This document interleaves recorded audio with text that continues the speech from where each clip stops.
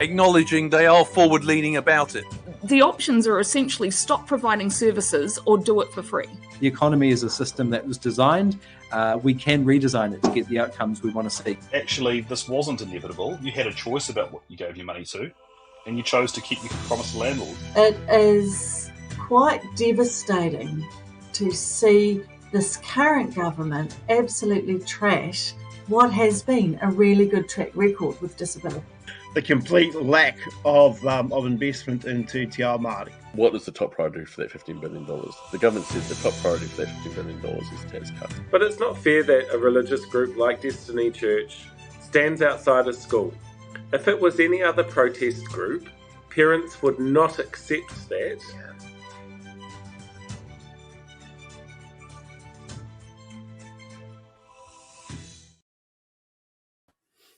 Hello there, kia ora. Welcome to this week's episode of Behind the Walls. Blake, how are you holding up? Doing better than last week. Oh boy, Yeah. What a day. Yeah, looking much better, sounding like you're coughing a lot less. That's definitely an improvement. Yeah. So we've got a great show tonight. We've got our preview call with Tākuta Ferris that Paul sat down and did earlier this week. Really engaging conversation. But right now we have a panel and Paul will tell you all about it. Yeah, so as you can imagine, today's been a little bit difficult trying to get hold of people in Dunedin. As you know, it's really pretty bad down there, the wettest day in over 100 years. So we've had a few changes to our lineups, but it's been really, really impressive to see the people come in and give us a bit of a hand with this kind of thing. Let us do a quick intro while I bring everybody on board, and then we'll introduce everyone to everybody in the chat room.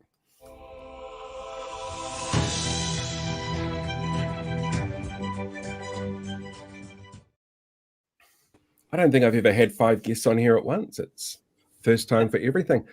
So I'm going to go around left to right on the way that it's laid out here on my screen. I've got Blake directly next to me, and then Dave McPherson, former Hamilton City Councillor, former Waikato DHB member, who is living the life of luxury down in the deep south these days. How goes your storm experience at the moment, Dave? Oh, look, I just made it out from town to where I live in the Otago Peninsula last night, about an hour and a half ahead of some road closures, which are now completely closed. If I wanted to get back into town, I couldn't. But where I'm sitting right now, it's as dry as, though I can hear the rain on the roof. Excellent. Next up, I've got Dr. Tracey McLellan. She's the Labour Party spokesperson for health infrastructure. You're in Christchurch at the moment? Yes, kia ora everybody. I'm in Christchurch, and I feel a bit bad in reporting that it's very dry here, but certainly all of our thoughts are with our good neighbours in Otago. Fantastic. And then I've got former Dunedin Mayor Aaron Hawkins here as well. Aaron is an absolute legend who has stepped in for us last minute, so thank you very much for being here. Aaron, how are you holding up down there at the moment? Yeah, kia ora, Paul. We're doing okay up here. Very aware of the privilege in saying that. It's pretty grim down in some places on the flat and out on the peninsula and some of our outlying townships too. And I just want to start really with acknowledging the council staff and civil defence and emergency management staff for their incredible efforts over the last 48 hours, and the community actually for the way that they've banded together and supported each other. We learned the hard way how to not do this back in 2015 and have kind of figured out how to survive these sorts of events, which is good considering we're going to be staring down the barrel of more of them, sadly, as time goes on. Yeah. It does make me wonder, this new hospital that you guys were promised, was that set up to, like obviously an increase in beds and facilities and stuff like that? Does an event like this for you guys highlight the need for that upgraded infrastructure? Yeah, certainly. We've gotten off reasonably lightly as far as this weather event is concerned, but certainly anybody who's been following what's going on in the hurricane season in North America will know that that's not always going to be the case in extreme weather events. And absolutely, we need to make sure that we have the public health infrastructure in place to be able to deal with crisis events like this.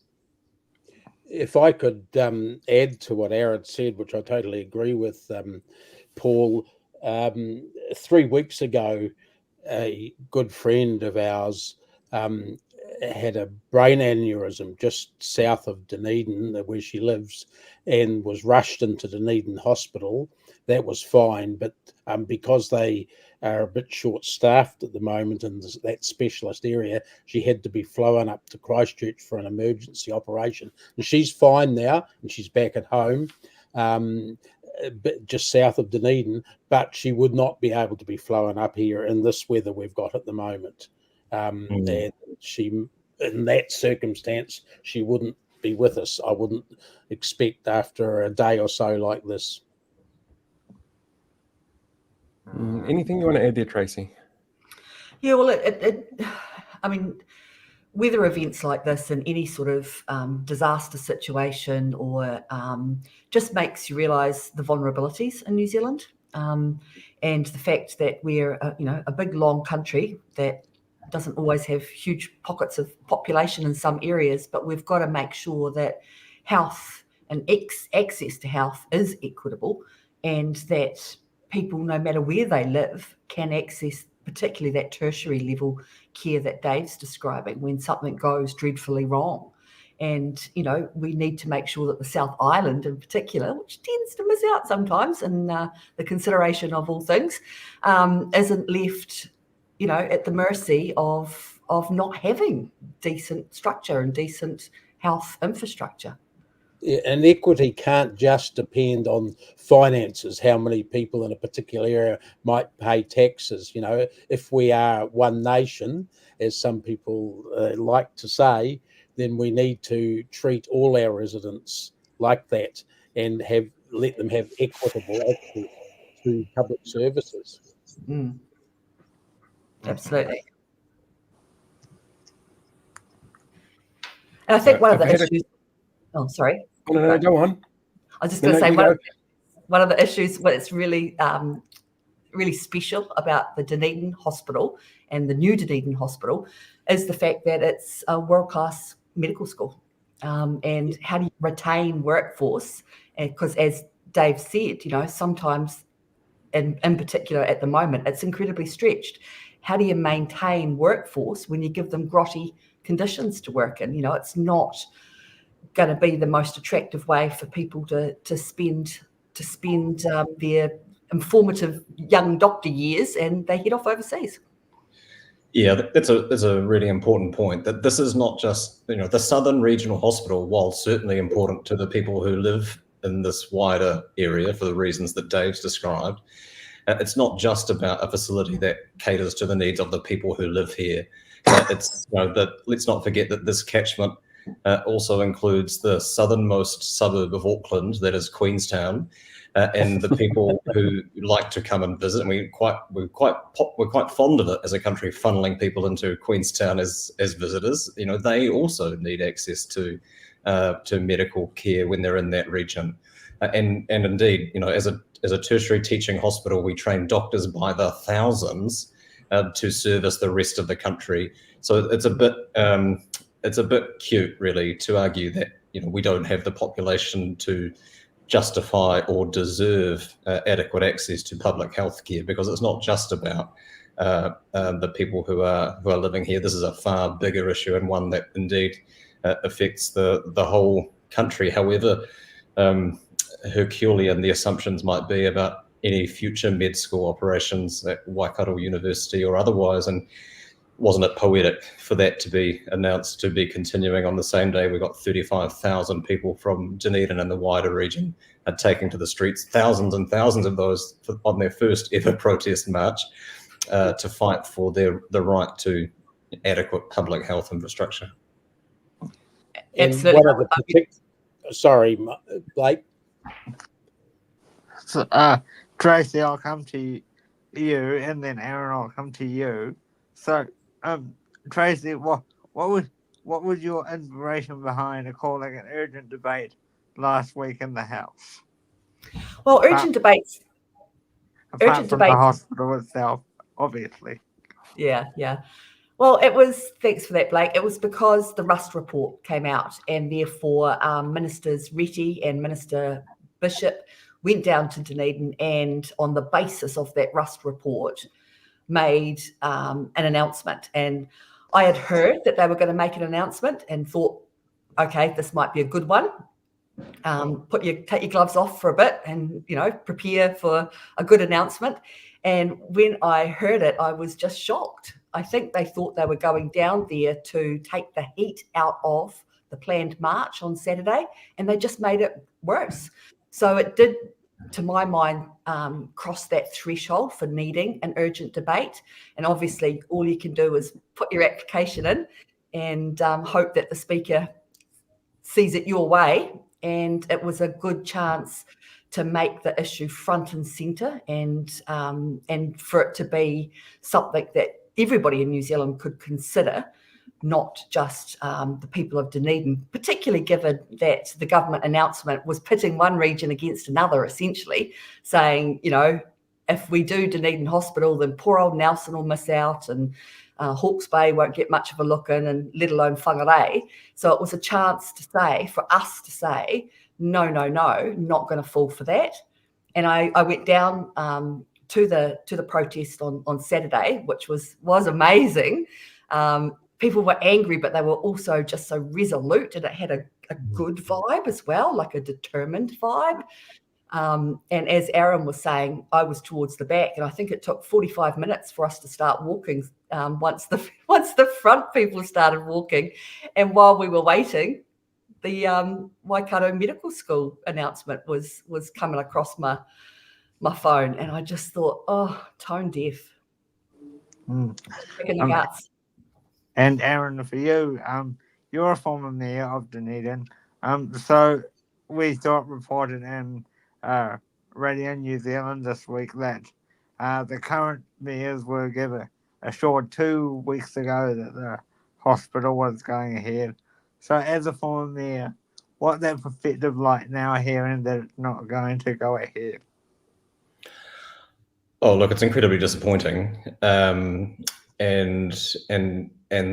I think one of the most concerning things, because the mayors across the region are briefed by ministers and officials on a range of topics that are of import to them, and we certainly learned a lot about that through the COVID response.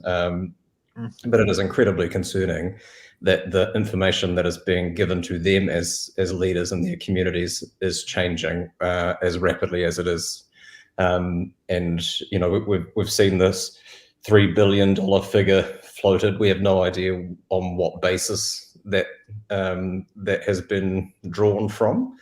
And again, it's not really conducive to a good faith discussion with community leaders, or indeed the community, if you can't front up. And the Rust report recommendation one says, decide what you're going to build and build it, essentially, and instead it's being used by the government to justify abandoning the build of new facilities altogether, or building half a hospital instead, neither of which are palatable options. And Pete Hodgson, former health minister and former local MP down here, was bang on Saturday. He said what the government want the rest of the country to think is that you're being selfish for wanting decent public health infrastructure.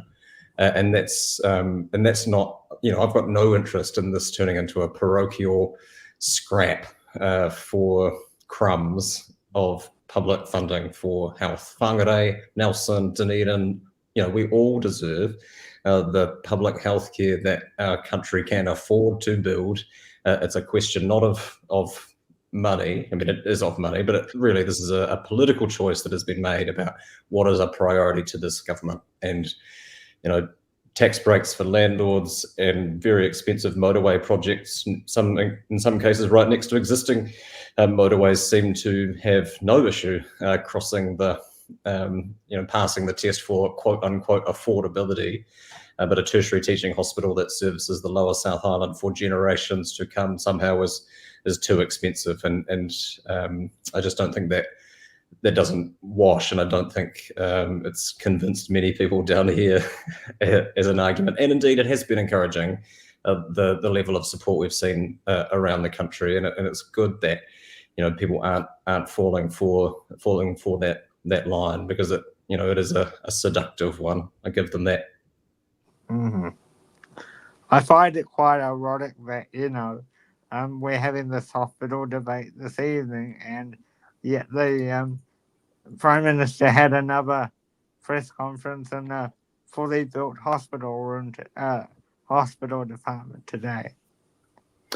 Yeah, there were two very poetic things that happened today. One was Ben Neville presenting to the Select Committee on Oil and Gas Exploration from the flooded streets of South Dunedin, which, if people haven't watched it, it's definitely worth going to watch that. The other was, as you say, the Prime Minister sending us his thoughts and prayers at a media stand-up from a private hospital in Auckland, which, you'd think with a phalanx of media advisors and others, you might have thought about where you might be standing to have that conversation. But yeah,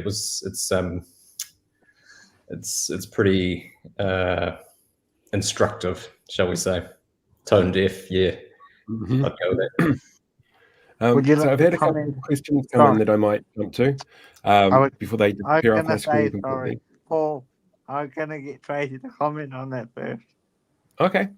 Sorry, comment on what, sorry? I missed. So what did you think of the Prime Minister having his first conference in a private hospital building? Yeah.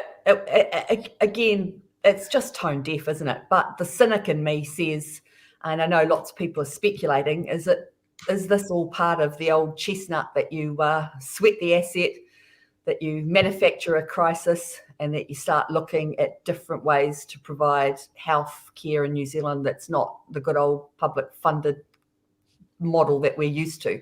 And I think it's probably a bit early to push the emergency button on those reckons, but it's something we have to be vigilant about.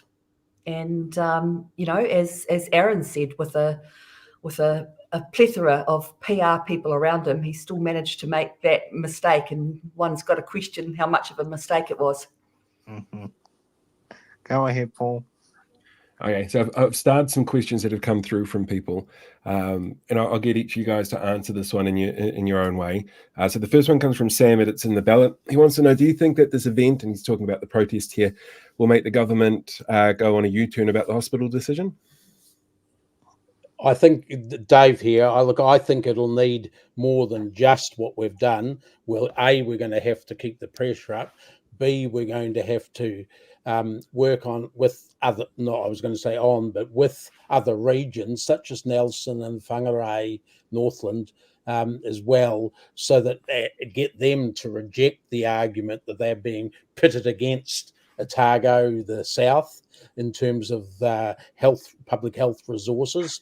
We're going to need a bit of a united front on all the public services that are being cut in areas like this, so that it's not just Otago versus the government, or not just Dunedin versus the government. It has to be more than that if the government is going to be forced into a U-turn, I suggest. Yeah, this has to be the starting point, right? Certainly not a campaign in and of itself. And it was great to get 35,000 people. I think the announcement on Thursday certainly catalysed that, mobilised a lot of people who otherwise wouldn't have.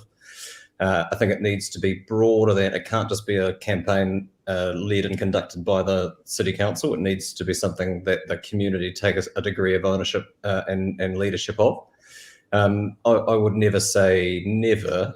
Politicians do things for one of two reasons. One, because they think it's the right thing to do, or two, because they think they might lose their job if they don't.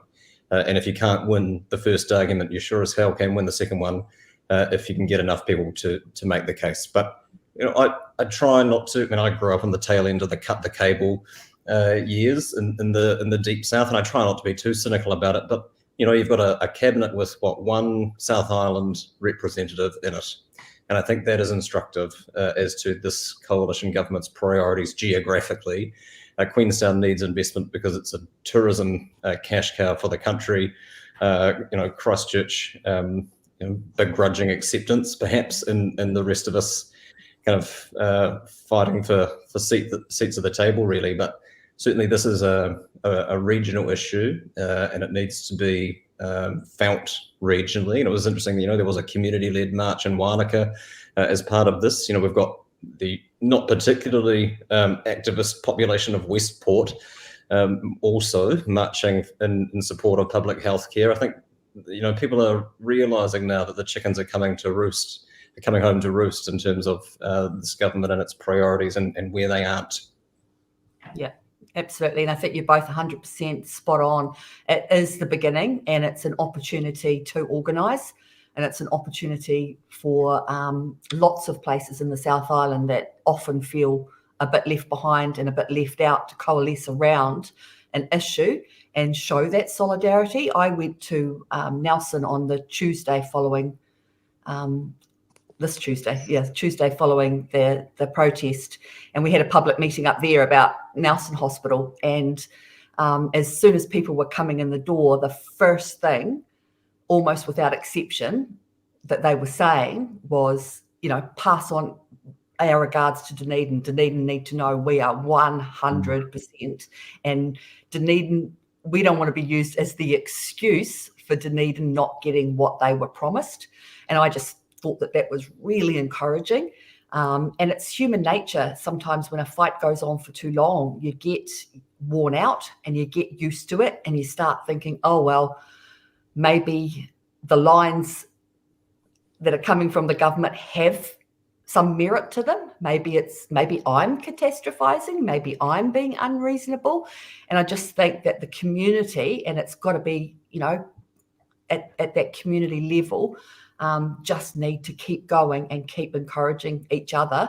And eventually, I suspect the government will listen. Health is one of those things that you might not win an election on, but you can certainly lose one on. And this is our opportunity to make health a priority, because it's worth it. And Dunedin Hospital's worth it.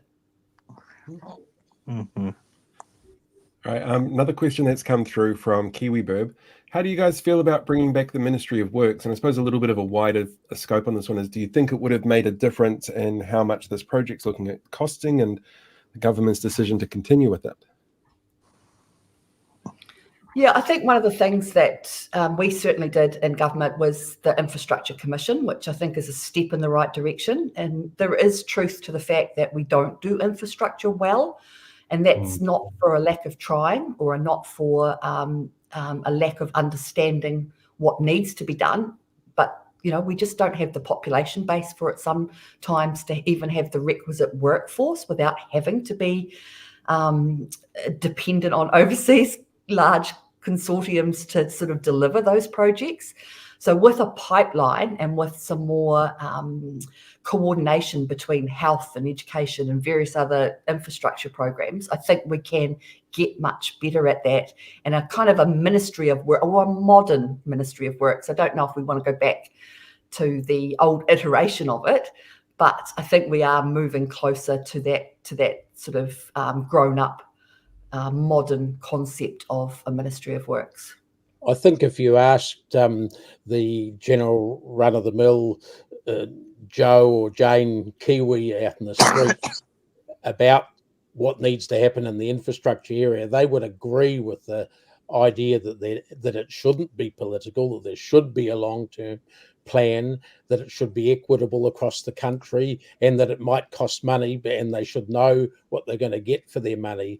And if that leads to things, whether it's an infrastructure commission, a ministry of works, modern or even ancient, that people would understand that if they felt like they were part of that argument. I'm involved in the campaign to replace the aging ferries we've got now with rail-enabled ferries. That's another big infrastructure issue that's particularly pertinent to the South Island. And unless we get some long-term planning in that area, the South Island, as far as rail's concerned, is going to be cut adrift. We're going to be cut adrift in the health area. We're going to be cut adrift even in, if you're looking at air transport, and there's queries and questions justifiably about that on sustainability grounds, but that's being cut back in the Deep South right as we speak. You know, there's a whole host of things like that, and we need some joined up long-term thinking that's bought into, hopefully, by the entire political scene on that, and certainly supported by the regional communities in the South and elsewhere. Yeah, the only thing I'd add to that is that one thing we do need to push any of this work that needs to get done is the workforce to do it. And I think the uncertainty that we currently have in vocational training and the disestablishment of te pukenga and what that means for the polytechnics and for the ITO sector. You know, there were a few things that we thought might survive the change of government because it aligned with them priorities. Things like MB's workforce development councils also on the scrap heap. So, you know, who is doing the work to look at the things that need to get done and the things that need to get built, and ensuring that we have the capacity to be able to train the people. We won't be able to train all of them. You know, we will need to bring in specialist labour and workforce from other places, but we should be doing the capacity of our own people. And I don't think, from the outside at least, it doesn't look like there is much of a cohesive plan around how to address that, and that is concerning because, you know, there's a huge, you know, we're all aware of the vast infrastructure deficit that the country has had. You know, we underprepared population-wise and don't have the capacity to service that population, and that is only going to continue to grow if we don't start, you know, seriously investing in both people and projects to catch up.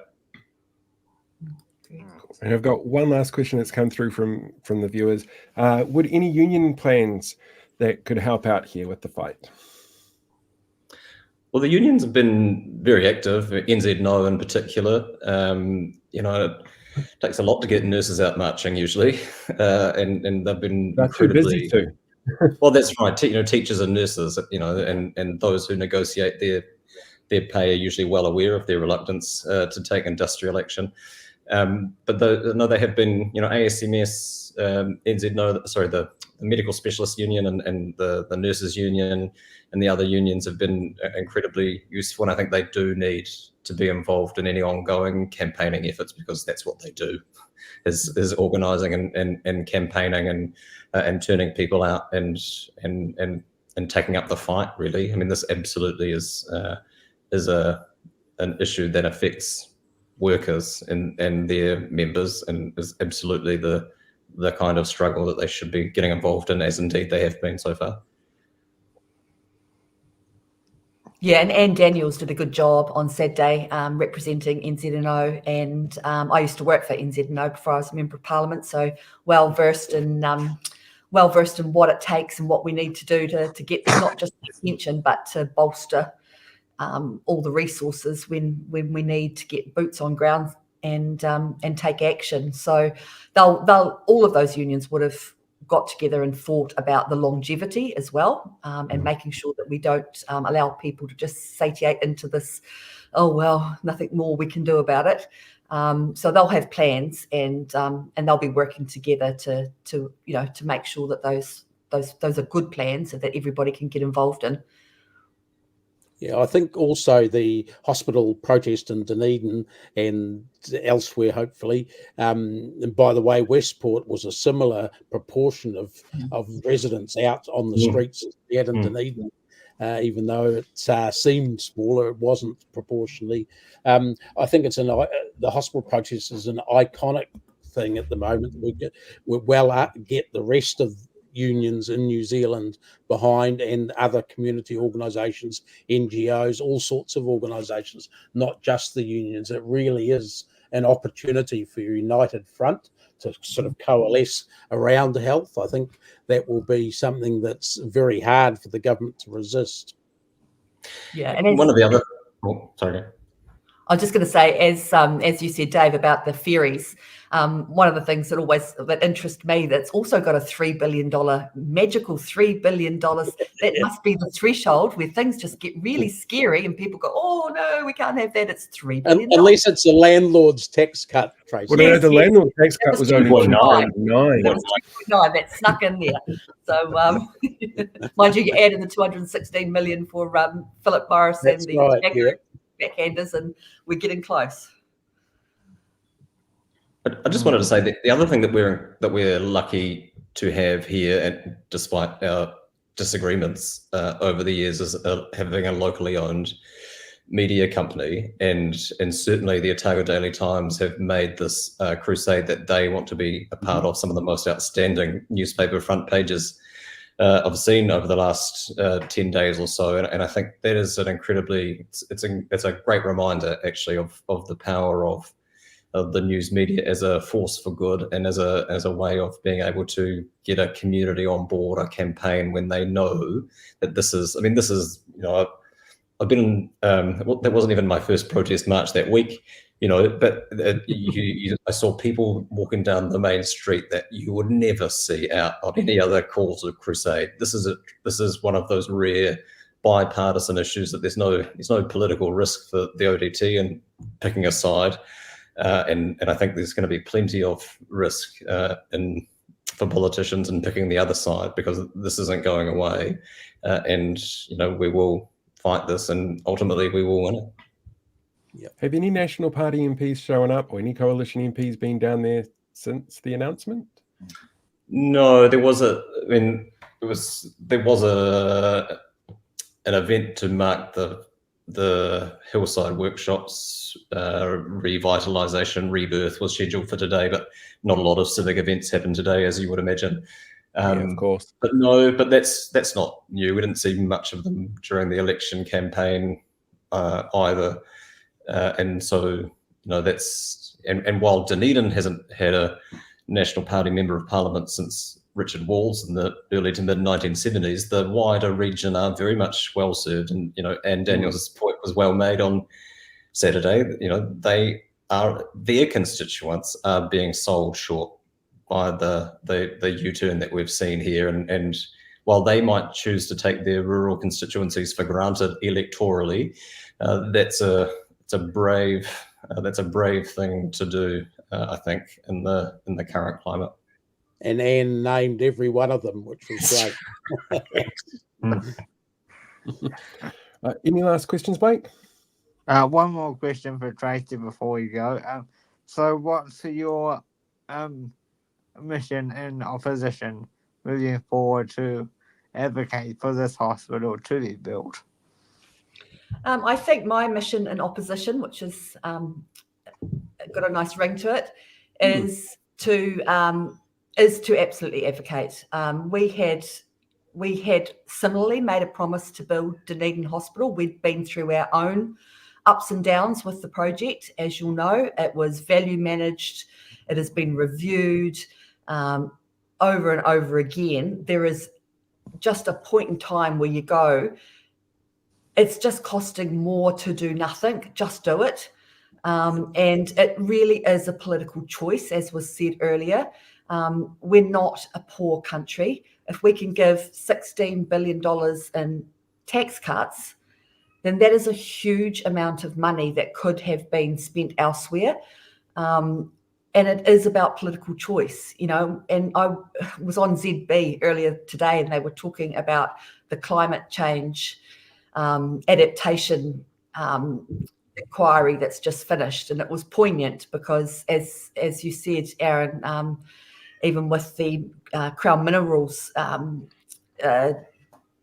select committee process today, and I can't remember the gentleman's name, but he did a fantastic job of submitting flood-torn South Dunedin. And I was reminding people that had clearly forgotten that this government has also stripped out $3 billion, magic $3 billion, of climate-related funding. And all of those things do come home to roost. And at some point, you've just got to go, what is the best priority? What is the number one priority? And I don't think people mind paying for hospitals. I don't think people fundamentally, there's something psychological about going, I want to see bricks and mortar. If I need a hospital, I want to know it's there. If I need tertiary emergency care, I want to know it's there. If I want to go to the GP, I want to know that we're training them and we've got medical schools that are doing a good job, and we've got world-class healthcare. Because healthcare is not just about hospitals; it is about the care that's given in hospitals.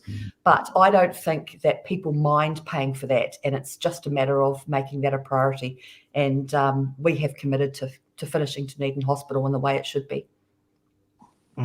Fantastic.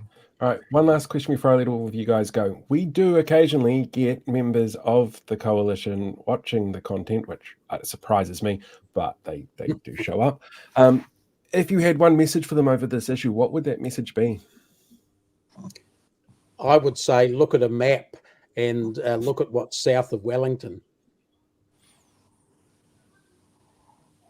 I mean, the message is pretty clear from our communities: build it once and build it right. Yep. Yeah, never underestimate the people of the South. This is the number one issue. They won't let up. Long traditions. I'm from Southland. Long traditions of understanding what it takes to fight and to be heard, and plenty of experience in doing it. Fantastic. Thank you guys so much for coming on. I realize it is a very stressful time for everybody in the South at the moment with everything that is going on. So I really appreciate the time that you've given us tonight. Beautiful. Excellent. Good luck.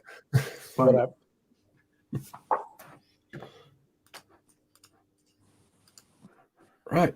That was really informative. I was really impressed. Very impressed. What were your thoughts on that one, Blake? Before we go to the pre-record, I'd just like to say a couple of the people that declined. I approached Michael Woodhouse, the former MP for Dunedin. He declined to appear. And I approached the mayor for Otago, I think, and he also declined to appear. So I spent some late nights putting this together the last few days. Yeah, it has been really full on trying to get everything sorted and organized. Like it has been, a bit out there. Even today, there was a lot of scrambling because obviously what Dunedin's going through at the moment is a once in a century event. And so everybody is very preoccupied. What brings me to my final point before we go on to the pre-record. So because it's been so hard getting guests because of it being a Friday night, what I've done is in our community tab on the Paul the Other One channel, I put a poll for you guys to ask how you want the show formatted going forward. Whether you don't care what day, whether you mind if we have it whatever day, if we do a 2-part on a Friday and Saturday, or if we leave it Friday and just get who we can get for you guys. So please go and go to our community tab and choose your preferred options so that we can figure out what to do with the show going forward. Yeah. We'd like to get it sorted at some stage before Christmas. So looking forward to that. It'll be fun. Lots of fun. Had some really great comments coming through as well. Like this one here, as Luxon said himself, it's not about the friggin' targets. It's time to reevaluate the plan. And that's a custom emoji that Kiwi Burb's using that you can't really see in this, but this is what YouTube members get access to. I think this is a picture of Luxon, actually, if I remember correctly. Right, that's all good. Anyway, we should jump on to the conversation with Tākuta Ferris, MP for Te Tai Tonga. This was a really fascinating one, and much like trying to organize the interviews for today, there was a little bit of stuff going on, so it might come across a little bit strange, but we got there in the end. There was a technical thing that hopefully you don't even notice that happened in the middle of it and the last half of the interview. I don't know if you picked up on this, Blake, but there's actually some music playing in the background. Somebody's there playing guitar. So it was really kind of interesting. And I'll make sure that this interview is available to members any minute now until tomorrow, and the podcast version should be available now as well. I think this was filmed in his house, so that might be the problem. Not a problem. It's unique. It was a fantastic chance to have a chat to him. So we'll put that on there. And we'll be back soon with the news after this. So, yeah, enjoy the interview.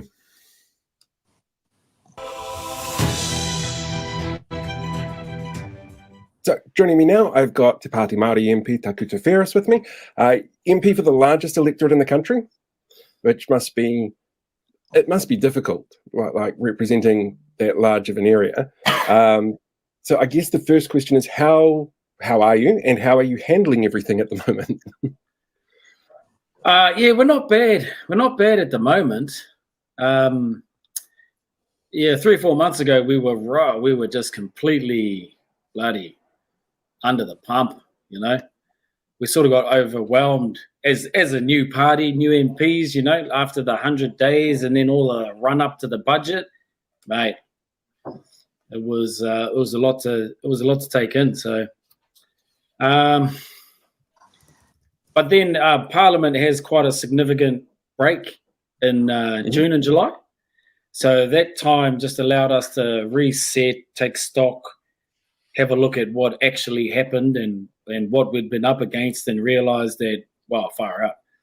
You know, maybe we should have done this different, that different, protected our time and our energy a bit better than we did, rather than jumping in on everything. So I think where we are now is we're a lot more matured into what Parliament and its cycles does. And we're more in control of it now, as opposed to being controlled by it. So that's a good thing going forward. It's quite an adjustment for our families. Mm-hmm. You know, I've got 3 kids. They're all our oldest is 18, just turned 18. He's out working, and I've got another 2 at Kura still. So often I could be away for the whole week, you know, or more. And so our baby, who's only just turned 13, that's pretty foreign ground for her. And my wife, you know, got to be at home looking after the kids in the home front for all that time. It's a lot to put on families. And you see a lot of people say, "Oh, but you put your hand up to do that job," but that doesn't take into account. Actually, no. What people they base that assumption on is what a regular politician has to do. Mm-hmm. A politician who has to look after the local suburb, you know, or has to look after this town and that town. Well, that's not the job we have. We have the job of looking after massive areas and that represent a significant chunk of the Māori people. You know, it's not just I think about rongotai, right? Because rongotai is an electorate. No, I just can't help but laugh. So, you know, you could walk around rongotai and do your job. Mm-hmm. But that's not a luxury we have. We have to sort of plan our moves around big geographic areas. And that's a very Māori thing. So the only way you can ever hope to do a service to one of the Māori electorates is if you have whakapapa in that electorate. So you have all of the old networks that come with having whakapapa, having genealogy. So I'm connected to marae in the top of the south and the iwi in the top of the south. And we're also connected to marae way down in Ngaitahu at Tuahiwi Marae, which is Tuahuriri, and way down at Te Takutai o Te Titi, which is down past Bluff. You know, so we have long family connections in those places, and that allows us to have influence in big areas. Now, your average politicians can't do that. They don't have that sort of scale of network. And so being a politician, being a Māori politician in a Māori seat is a very different thing. It's a different beast to being a politician in a general seat, or even being a Māori politician in a general seat or on a list of another party. And I hope that we can really bring some clarity to that for our people in particular, because often our own people are quite harsh. They're like, well, why haven't you been to Te Muka? And why haven't you been to Arahura? And we've just got to do the best we can with the money that we've got to do it. And the funding that the Māori electorates get is abysmal. Yeah. It's abysmal. The Taitonga, there are around 30 electorates in Te Taitonga. Oh, wow. I didn't realize it was so many. I thought it was 16, 17, or is that just the South Island? Nope. So there are about, how many there's? Ohariu, the Hutt, the Wellington ones, there's about 5 of them. So there's like 7 in the North Island. Part of, So, I'm pretty sure, I can always go and double check it, but it's definitely high 20s or 30. As the MP who represents the entire South Island, you've obviously had some pretty shitty news being delivered by the government last week around the hospital down in Dunedin, as well as the fact that there seems to be a bit of playing off other areas. Like, if we don't do this now, we won't be able to have a rebuild in Nelson. But you covered that whole area. I'm kind of curious what your perspective is on those sort of comments that have come from the government and how mainstream media might not necessarily be picking up on that connectedness between the entire island down there and the work that you do. Well, Māori in Te Taitonga know that whatever the government says, 99 times out of 100, it's not going to happen. The playing things off, for Māori in Te Taitonga, it does matter, right? It does matter because those types of big public infrastructure pieces have an impact on everyone's life. But you see, the degree to which Māori are trapped in low income,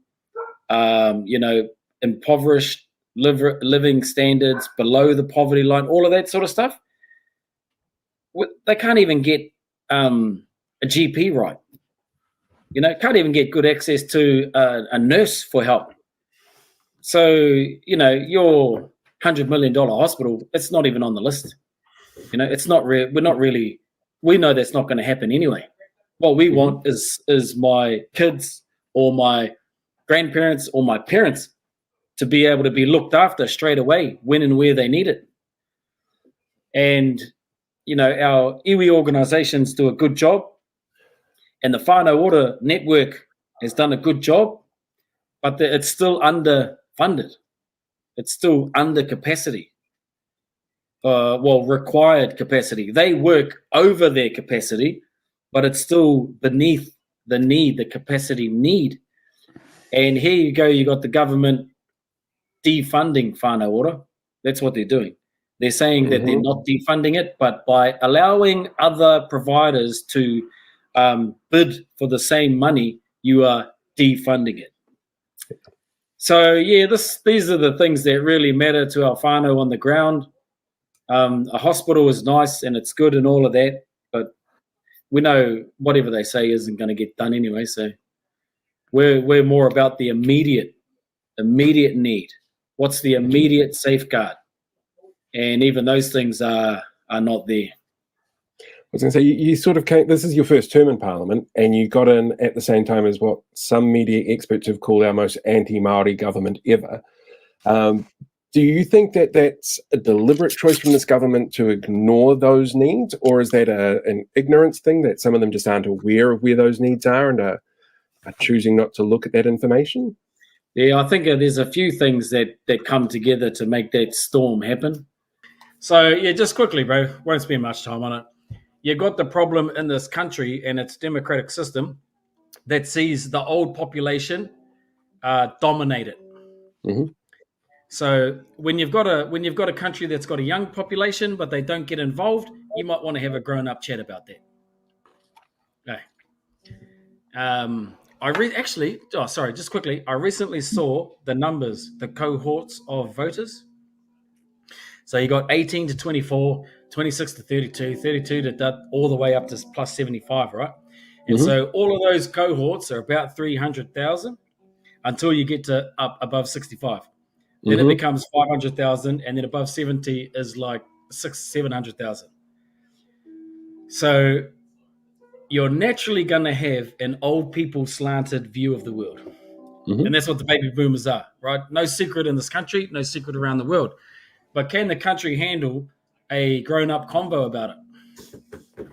You know, and the grown-up convo is, despite what anyone thinks, the young people don't engage. And if you go and talk to them, it's primarily because it's an old system. They're old, you know. Who wants to listen to that? But the old people love it. So there you go. And then you have political parties that prey on that. Oh, yeah. Oh, yeah. So enter ACT in New Zealand first. ACT is the most extreme, preying on those people. Then you got Winston, who's been a perpetual preyer on those people. That's how he stayed alive. And then you've got the centre-right, who naturally go that way as well. But I wouldn't say they prey on them, but they definitely pursue them because of their sort of demographic and citizen profile, if you like. So that's a problem for the country because we actually have a young population, even though we're going into aging. And then when you look at Māori are an extremely young population. If you looked at a graph, a population graph for Pākehā, New Zealand looks like this. Young at the bottom, old at the top. The Māori one looks like this. Old at the top, young at the bottom. So these things need decent discussion, eh? And so another problem that the country has, and it's around ignorance, is you've got a leader. We now have a leader, Chris Luxon, who spent the majority of his adult professional life in other countries. So he comes back to New Zealand and you don't know what the hell's going on, you know? Why are all these Māori groups in charge of so much stuff now? And why does everyone want to know what I think about the treaty? You know, and he doesn't know nothing about the treaty. I can guarantee you that. He's probably learnt a few things, but he hasn't been in there long enough for those things to actually penetrate his own mind, his own bias, to a point where he's able to constructively employ them in his ideating, in his idea creation, right? He's not at that point yet. So that vacuum, when your leader doesn't have that capacity, that vacuum gets filled up by any idiot with an idea. And that's what the country has got now. So, you know, all of those things come together. You scare the old people by saying the gangs are going to get you and the Maoris don't have jobs and all of this. They're going to take your beaches. And then you've got a coalition that's sort of put together. It's not a great fit, but that got them over the line. Yeah. And if I was really blunt about it, you know, going back to just bashing the Māoris got them across the line and they're sticking with it. But the critical part of me, and I've been in SLT jobs for like 15 years now. And so I know what the national information sets and international information sets look like. And pretty much this is a young country. If you can't get the societal settings right to help your young people thrive, you're going nowhere. Your long-term view is, you know, it's not good. And so whilst these current parties run around trying to faff around and do everything they can for the old people, they're ignoring the young people. And by ignoring the young people, you are ignoring the future economic needs of your country, the labor needs of your country, the social needs of your country. You're ignoring it all just so that you can stay in power right now. Yeah, so that's pretty stupid in my view. Yeah. Speaking of staying in power and dealing with old people, you mentioned Winston, who's been around forever. You seem to have a unique talent to annoy him just by being in the house. I'm just wondering, how do you do that? Like, what is it that you bring to the table that annoys him and Shane Jones so much? Oh, I just bring the truth. Fair. and not afraid to say it out loud in front of anyone. That's what annoys them. You know, I'm voted into Parliament by 13,000 Māori individuals. So the only thing I'm there to say is the Māori truth and to put forward the Māori expectation and aspiration. And every time I do it, they don't like what it sounds like. They don't like what it looks like, but tough, too bad. Get used to it or get going. I'd like them to get going, to be honest, but yeah, it's just it's frustrating. Oh, I think many. retired terms ago, to be honest, but he ain't going to do that anytime soon. No. Yeah, and I'm just I'm unapologetic about that. Mm-hmm. If he wants to go toe to toe every day, I'll do it every day until he quits. I'm down for that. I want to watch that. That'll be amazing. You also sit on the Justice Committee, which means that you get a whole bunch of the bullshit that Paul Goldsmith puts through because he thinks it's the right committee for it to end up in. How have you found that process? Because I know you've got the is it the customary land titles coming up, or customary marine titles? Marine title, yeah. Marine titles. You had Māori wards come through that as well. It seems to be the go-to select committee for anything that they want to push through that's relatively anti-Māori at the moment. So I'm kind of curious how you feel about that process and being the Pāti Māori representative on there. Yeah. The process is a complete waste of time. Waste of taxpayer money, waste of energy, waste of everything. And I'll tell you why.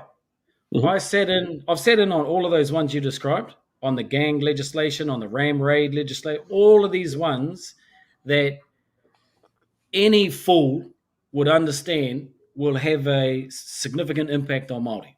Mm-hmm. You don't even have to be educated to work that one out. And so the government's view, right, is that democracy is the king, except for when you get to select committee. And like this just like boom, blows my mind.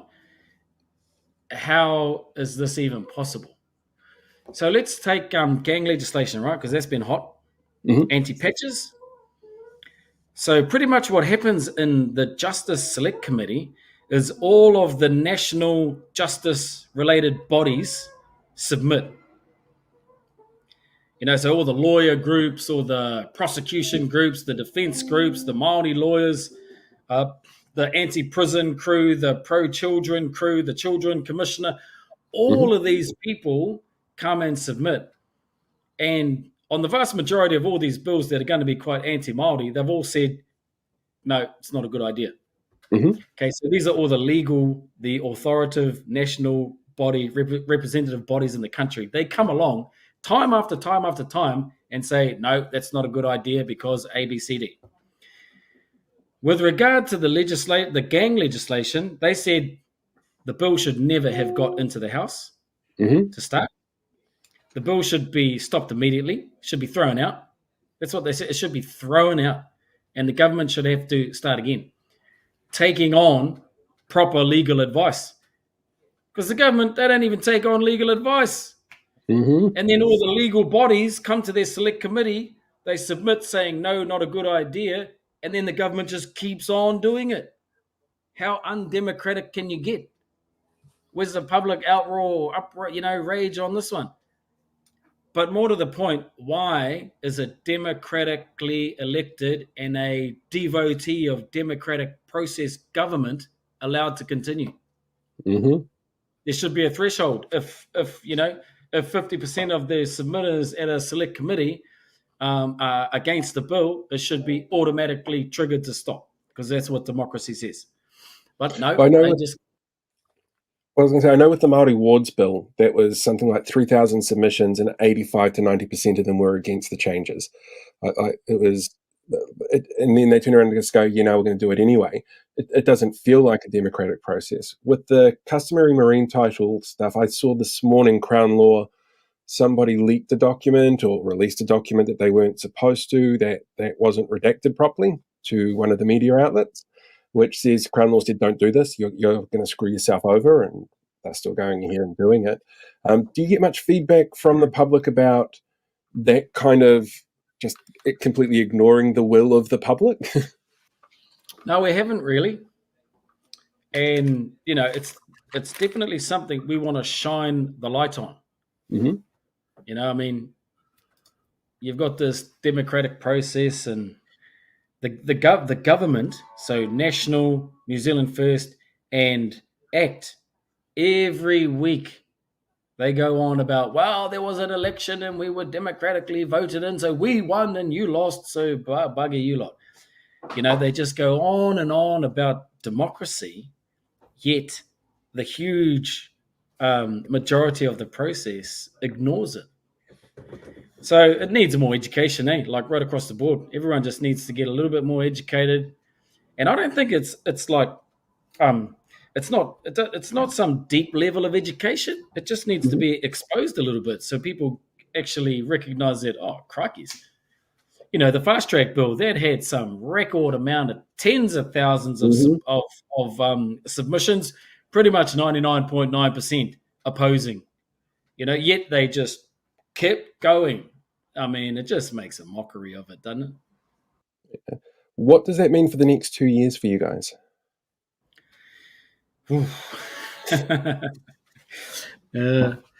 Well, what it means is that we'll achieve very little in terms of legislative clawback or gain. So what we have to focus on is educating our people and educating the public of New Zealand, or the people who actually have many non-Māori in this country have a deep connection, and they have a deep commitment. Sorry about that, bro. Man, get rid of that phone. They actually have a deep commitment to Aotearoa New Zealand. A lot of people I know who are non-Māori, they know that there's something in the treaty that they should be looking after. They know that the treaty does something for them. They're not too sure what it is, but they have a sort of sense of responsibility. But it's sort of easy to just leave it to the government. But so our drive for the next 2 years will be to push education into that, public education. I realize we must be running out of time fairly quickly. I've got one more question for you. The Treaty Principles Bill, how fucked up is that going to make things? Oh, it won't go anywhere, bro. Cool. Even if they did kick it past the first reading, you're dealing with they're dealing with things that are beyond their own understanding. So if that thing ends up in a real court or on a real international stage, they will be annihilated. Thank you very much. Much appreciated. Yeah, no sweat. Awesome.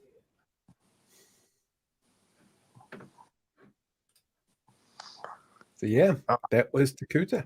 Let me change that. There we go. That's much easier to see things.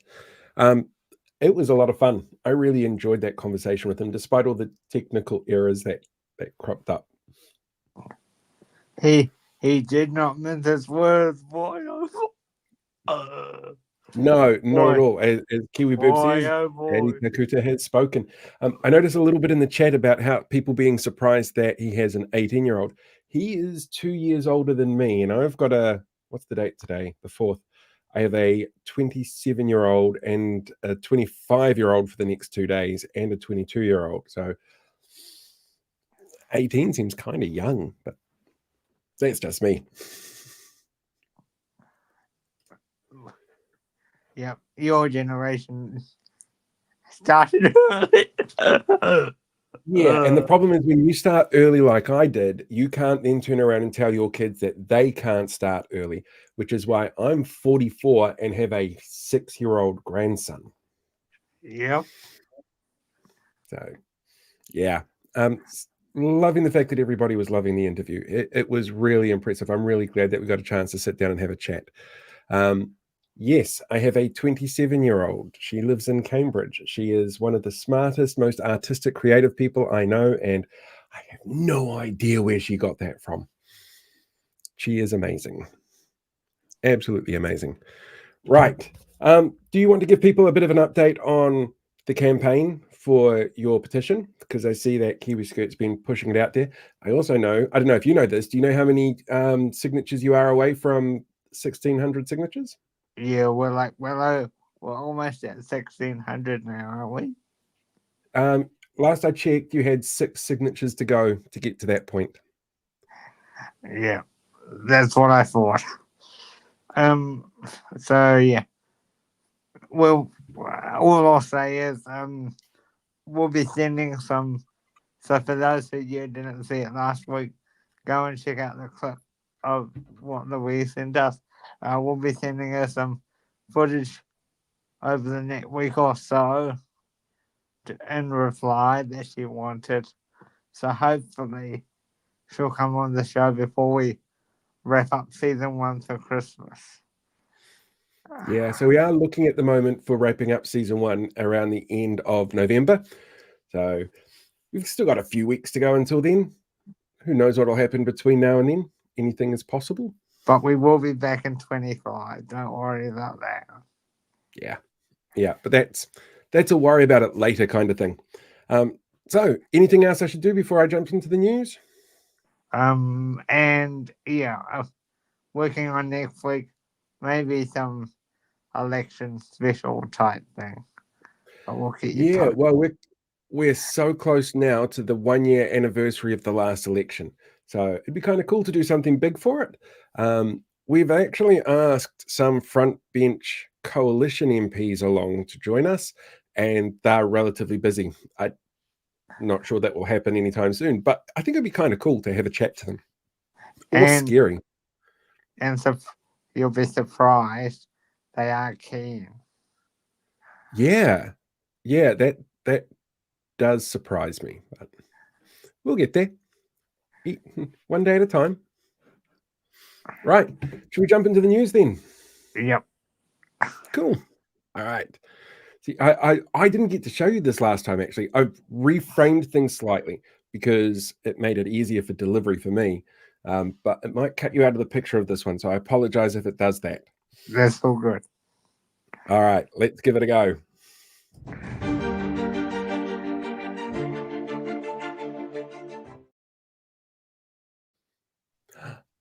That worked. What do you know? Fantastic. Right, let's get to the news. Last week, 35,000 people took to the streets of Dunedin to protest the recent announcement of downgraded plans for the Dunedin Hospital. The announcement was made by Minister for Delivering Bad News, Chris Bishop, seen here recreating his favourite scene from Lord of the Rings, where Saruman uses the Palantir to talk to Sauron. Joined Health Minister Dr. Shane Reti to deliver the news. The reason given was a potential cost blowout of up to $3 billion, which was only acceptable for tax cuts, apparently.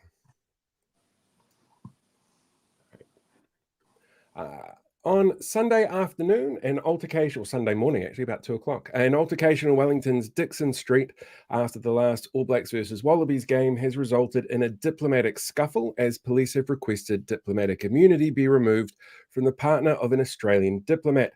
Part of the hold-up is because Australian understanding of diplomatic immunity laws were based on feedback from Mel Gibson after he filmed Lethal Weapon 2.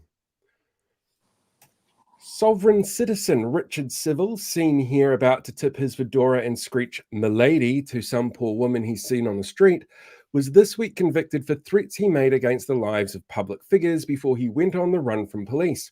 During the trial, he tried and failed to use what the judge called pseudo-law gobbledygook. Interesting bonus fact for you all, no sovereign citizen argument has ever in any court in the world been successful because it's made up bullshit. Police revealed he'd been caught in Tapuki, after a 3-hour standoff, and police were led to him because of comments he made on a social media channel linked to alt-right counterspin media that a public informant had told them about, highlighting that police are not monitoring these channels. Upon conviction, Civil seemed shocked that his made-up mumbo-jumbo hadn't worked and his constant spouting of conspiracy theories was so prolific it led to his capture. So much so that his only comment after conviction was, "I am speechless," which would have avoided this whole problem if he'd just started off and stayed that way.